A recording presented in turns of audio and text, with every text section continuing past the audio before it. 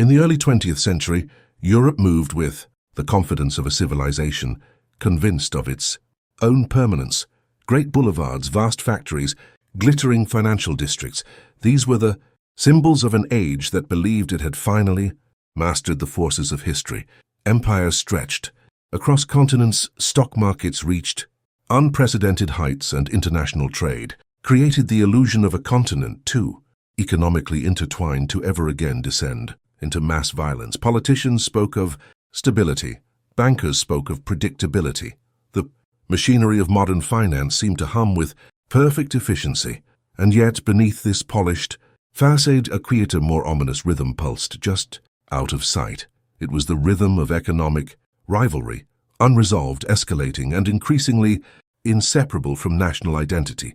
Germany's rise as an industrial powerhouse shook the centuries-long commercial dominance of Britain. France, haunted by demographic decline and military vulnerability, hid its anxieties behind vast networks of foreign loans, particularly to Russia, hoping that financial influence might compensate for strategic fragility.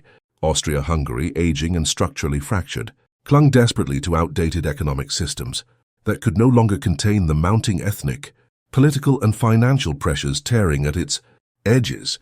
Meanwhile, Russia's colossal population masked an economy stretched thin by the immense burden of modernization and militarization, financed by foreign credit it could barely afford. All these powers operated under the gold standard, a monetary system widely praised as the guardian of civilization. But gold's supposed stability came at a catastrophic price. Each nation was locked into rigid financial rules that punished economic weakness and compelled aggressive strategies to maintain currency credibility. Central banks hoarded gold rather than investing in their people. Governments feared not only military defeat but financial humiliation, the collapse of credit, the loss of investor confidence, the erosion of their place in the global hierarchy. This was the Europe of 1914, outwardly peaceful, inwardly trembling. Behind every diplomatic smile lurked trade suspicions. Behind every military parade, fears of economic decline. Leaders reassured their citizens that prosperity guaranteed peace, even as they privately calculated how fragile that prosperity truly was. The world stood on the edge of an abyss without realizing it. Something was horribly wrong beneath the surface, an invisible tension woven into the very fabric of Europe's economic system, waiting only for a spark to tear the continent apart. In the decades leading up to 1914, Europe projected an image of unstoppable progress. Factories multiplied, railways carved through mountains and plains, and ports overflowed with goods carried by merchant fleets that crossed the globe without interruption. For many observers, this was the golden age of globalization, a world where commerce had bound nations together so tightly that war seemed not only irrational, but economically suicidal. Germany's industrial ascent appeared almost miraculous. Steel production soared, chemical innovation reshaped entire industries, and exports flooded foreign markets. Britain, though challenged by this new competitor, still commanded the oceans and the vast imperial network that delivered raw materials and sustained its financial empire. France, though smaller in population and industrial strength, had become a colossal lender. Its banks poured capital into Russia, the Balkans, and North Africa, turning credit into a silent instrument of geopolitical influence. But beneath this shimmering layer of apparent prosperity was an economic order burdened by structural fragility. The same interdependence that promised peace created vulnerabilities that no nation wanted to acknowledge.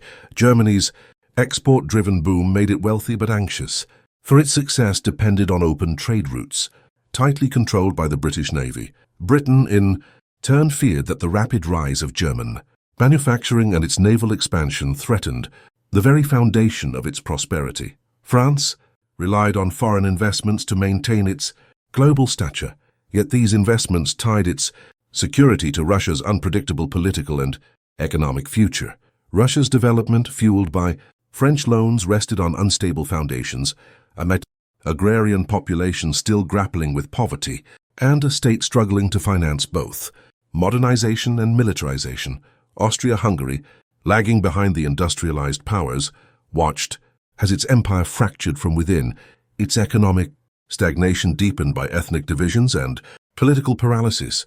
Every nation pretended the system was stable, but the gold standard, praised as the anchor of global finance, locked them into unforgiving constraints. Maintaining gold reserves required painful economic choices, cutting spending during downturns, suppressing wages, and raising interest rates even when the public suffered. These pressures built resentment at home and pushed governments toward aggressive strategies abroad to protect their economic credibility. Europe's prosperity was not a sign of harmony but a mask concealing deep imbalances. Beneath the glittering surface, the continent was tightening into competing economic blocs, each fearful of decline and increasingly convinced that survival might someday require more than financial maneuvering. The fatal economic decision that set Europe on an irreversible path to World War I was born not from ideology or revenge, but from the cold arithmetic of decline. In July 1914, when Austria-Hungary resolved to crush Serbia after the assassination of Archduke Franz Ferdinand, its leaders framed the move as a matter of honor. Yet, beneath this rhetoric lay the harsh reality of an empire economically rotting from within. Agricultural prices were falling. Industrial growth lagged far behind that of Germany and Russia, and its credit markets were increasingly dependent on Berlin. For Vienna's ruling elite, Serbia was more than a political irritant. It was a symbol of the ethnic nationalism destabilizing their already fragile internal markets. A swift military victory, they believed, would restore confidence among creditors, stabilize the empire's finances, and reassert its relevance in a rapidly modernizing Europe. It was a gamble driven by fear of economic eclipse. Germany's reaction magnified the disaster. Berlin's leaders, especially within the general staff, believed they faced a narrowing window of opportunity. Russia's rapid industrialization, financed heavily by French loans, threatened to tip the strategic balance within a few years. If war was inevitable, they reasoned, then fighting later would be far more dangerous than fighting now. This belief transformed Austria-Hungary's local crisis into a continental wager.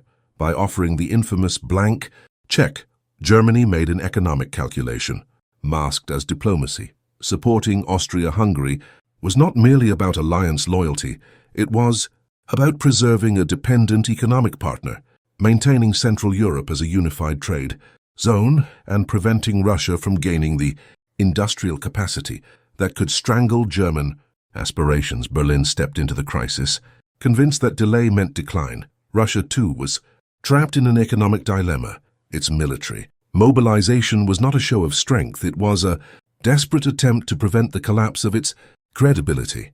Decades of French-funded industrial projects had tied Russia's foreign policy to its financiers. Failure to defend Serbia would jeopardize those loans, weaken investor confidence, and risk domestic unrest in a nation already strained by poverty and slow modernization. Thus, mobilization became not only a strategic necessity but a financial one. If you want more hidden stories of economic power, secret deals, and the financial blows that toppled nations, subscribe and let's continue the unraveling. The July crisis was not simply a diplomatic failure. It was a chain reaction of economic insecurities. Each power acted believing that inaction meant financial ruin, strategic isolation, or irreversible decline. And in that climate of fear, the final fatal decisions were made. The first cracks in Europe's facade of stability appeared not with the sound of artillery, but with the quiet panic of financial markets. When Austria-Hungary declared war on Serbia, investors across the continent sensed the danger long before generals did. Stock exchanges in Vienna, Berlin, and Paris staggered under the weight of uncertainty.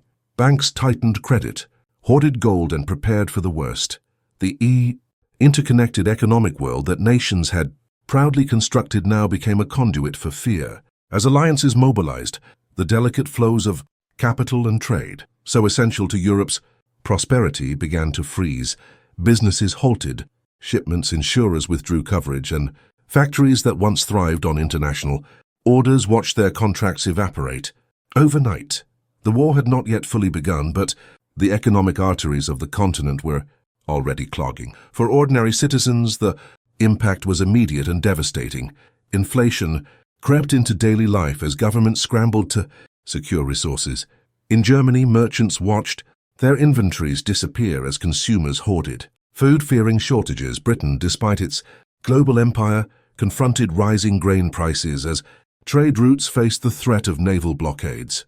Russia's fragile financial system strained under the pressure of mobilization, forcing the government to issue emergency currency that undermined the stability of the ruble. Austria-Hungary suffered a severe shock.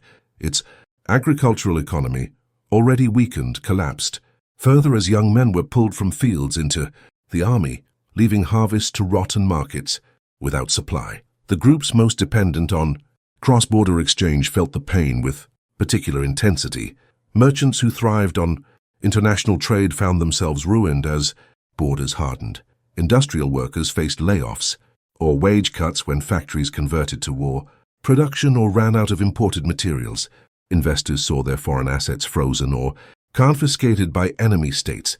Even soldiers eager to defend their nations soon discovered that the logistical failures stemming from economic turmoil meant shortages of boots, uniforms, ammunition, and food. Foreign powers outside Europe began to sense opportunity and vulnerability in equal measure. The United States, still neutral, watched European financial institutions falter and quietly increased its influence by extending credit and securing export markets.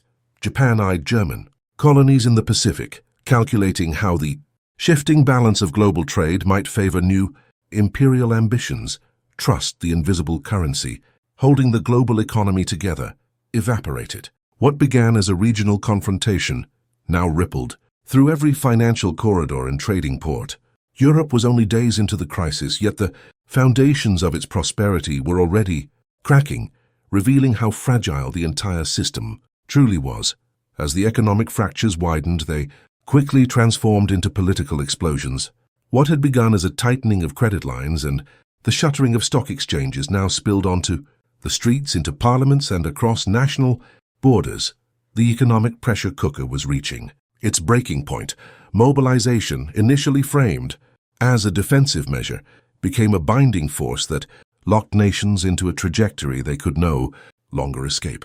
Each day of delay threatened to deepen financial chaos. Each attempt at de-escalation risked appearing weak, potentially triggering market panic or diplomatic isolation. Thus, leaders moved forward not with confidence, but with the silent terror of what economic collapse might mean if they hesitated. Riots broke out as food prices soared and supplies dwindled. In Berlin, workers who once celebrated industrial progress now faced layoffs and rations, fueling resentment that made the government increasingly wary of internal dissent.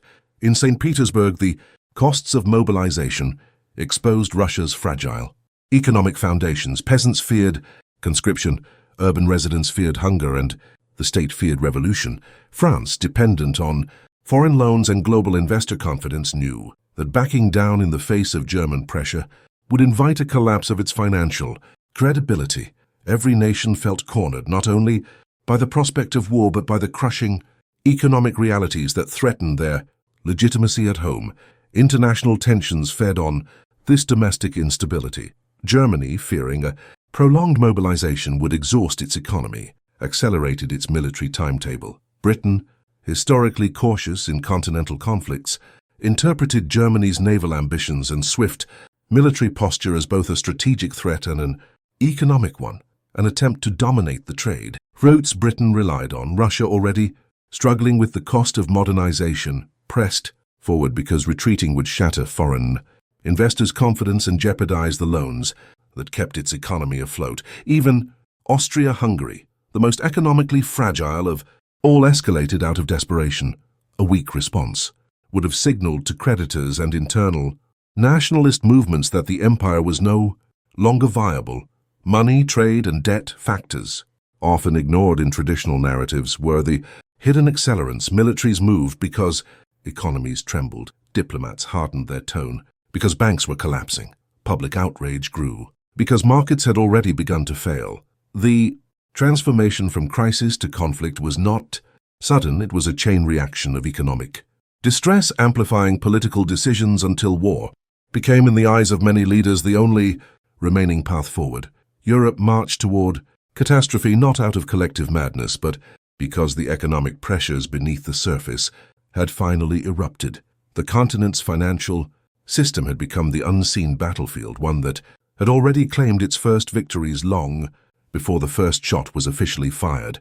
The collapse, when it came, was not a thunderclap, but a series of cascading failures that pulled Europe into a vortex from which none of the great powers would emerge intact.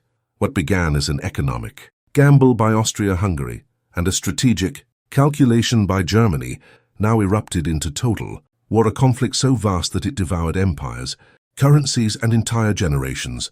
The early months exposed the brutal truth.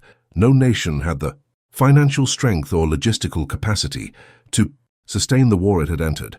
The rigid gold standard collapsed almost immediately under the weight of unprecedented military spending.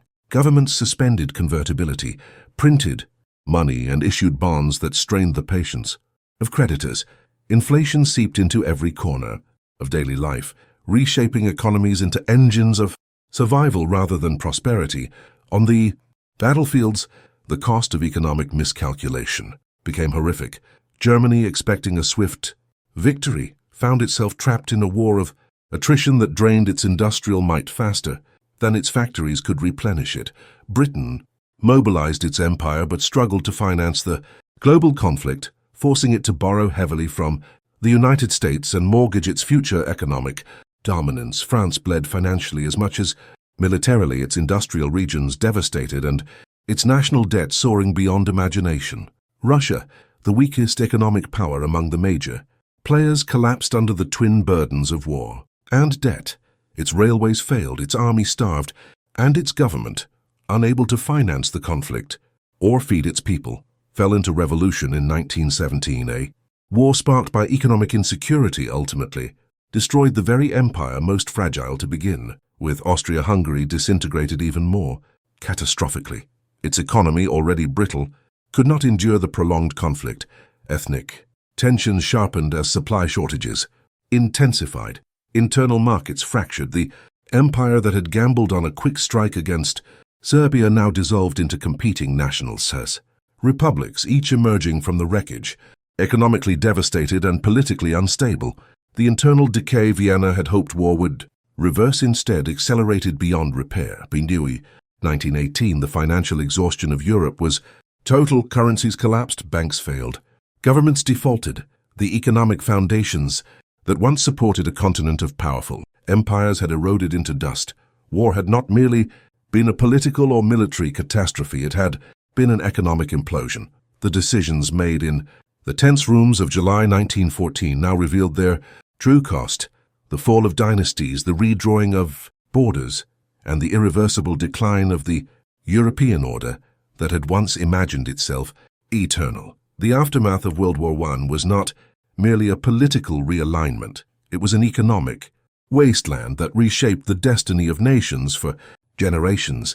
Europe emerged from the conflict physically shattered and financially unrecognizable. The war had consumed capital on a scale the world had never seen.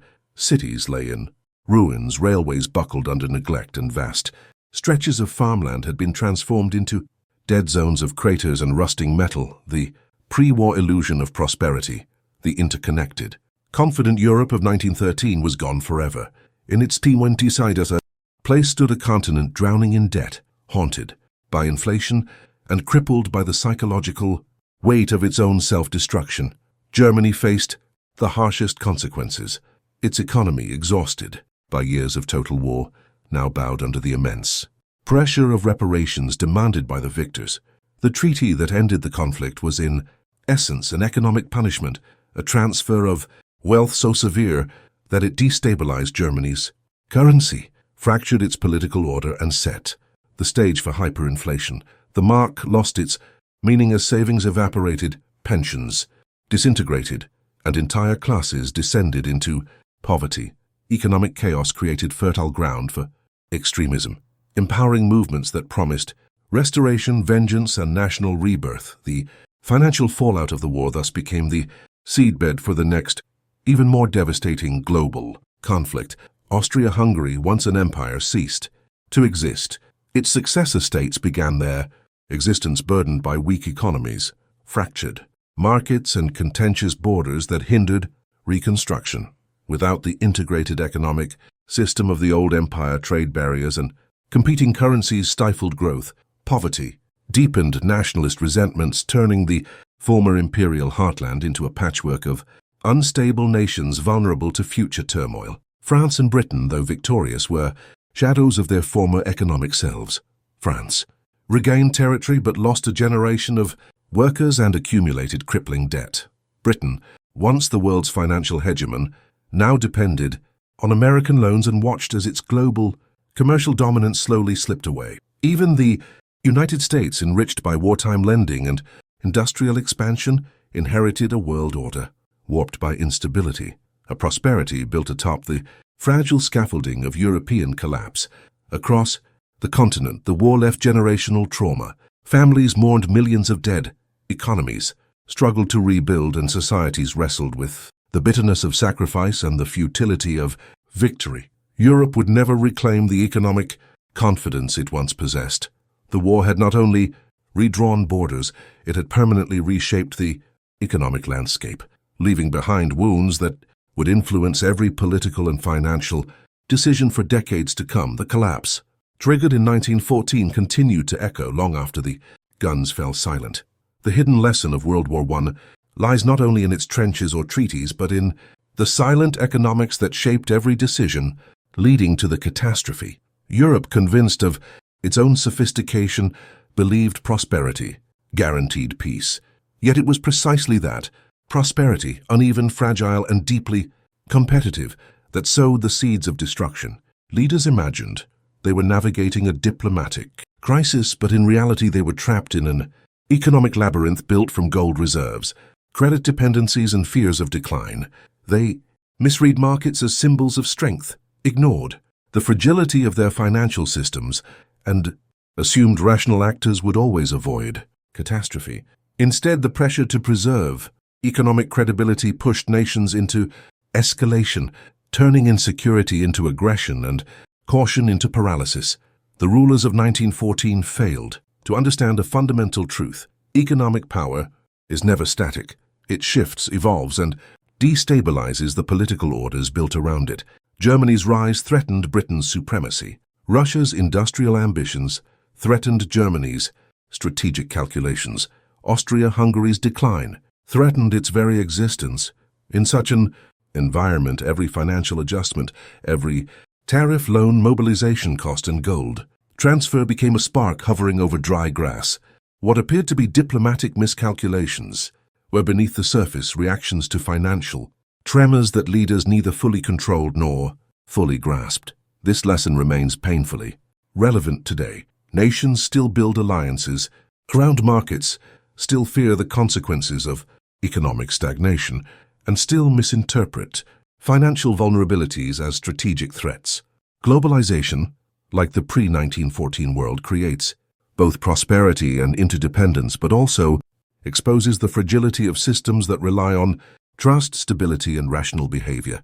The more interconnected the world becomes, the more devastating the consequences when those connections snap. The disaster of 1914 was not inevitable, but it became unstoppable once economic fear replaced economic confidence. The great powers marched into war believing they were defending their future prosperity, only to destroy it entirely. Their mistake was simple yet fatal. They treated economics as a backdrop to geopolitics rather than the engine driving it. In the end, World War I reminds us that nations rarely collapse from sudden shocks. They collapse from the pressures they refuse to acknowledge, and when those pressures finally erupt, they do so with a force capable of reshaping the world.